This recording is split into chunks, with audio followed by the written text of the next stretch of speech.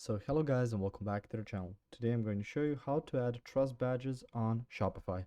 So the first thing you can do is go to your Shopify admin panel, which will look something like this. On there you can see on the left home, orders, products, stuff like that. You can also see online store, apps, as well as settings. So through there you can go to apps and add something that's going to just automatically do it for you. So go to Shopify App Store and find trust badges on there. So you can just go ahead and type in trust badges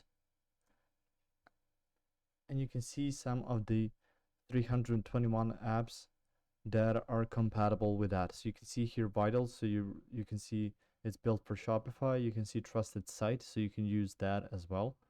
And you can see conversion bear trust badges.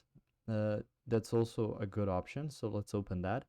On there you can see access over 300 badges and icons, so you can add more validity to your products and you can be more trustworthy to your shoppers when you add badges and icons, and you can design elements from there as well.